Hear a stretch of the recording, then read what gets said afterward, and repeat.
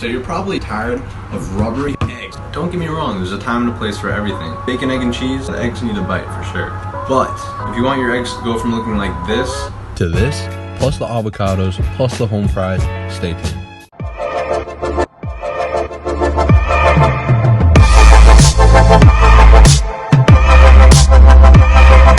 To make the home fries, grab a potato and just start peeling it. Now cut it in half, then cut it in half again, and then just cut it like this, about a ½ inch.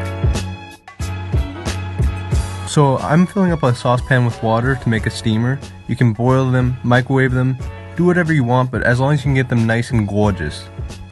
Because if you don't pre-cook them at least a little, it's gonna take forever in the pan.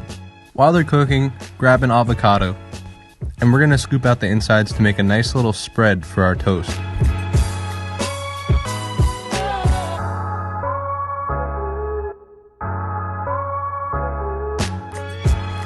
Once those avocados are coarsely mashed, we're gonna add in some olive oil, salt, black pepper, garlic powder, and honey.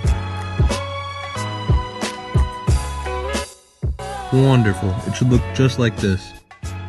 As you can see, bang, the potatoes are clearly fully cooked. Put that aside for now, and let's get started on those creamy scrambled eggs. Stir them a little. The key is don't blend them like you normally would. Let's turn our heat on, medium heat. And so you want to stir it really fast. And you also want to take it off the heat so the bottom doesn't burn. It can get really hot really fast. And then you'll just have rubbery eggs, and you don't want that. While you're doing that, you want to get another pan nice and hot. And then you can just add a little bit of oil. Get that hot.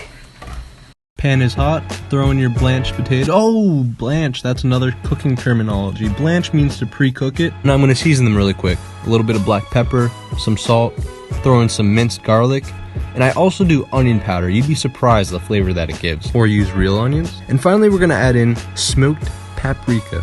Butter's great for this dish. You can always add a little. Just toss it. This is looking nice and gorgeous. You want it to look nice and smooth like this, so if you have to keep taking it off, it'll make it perfect. We're gonna add a little bit of cream and butter, and just mix it nice and fast because it starts to develop a little skin on. They just sit with no heat. After 10 minutes, the potatoes are perfectly cooked. I'm just gonna make this quick sauce with mayo, ketchup, and hot sauce, plus garlic powder. They're completely fine on their own or with just ketchup. And this is the final product of how your egg should look.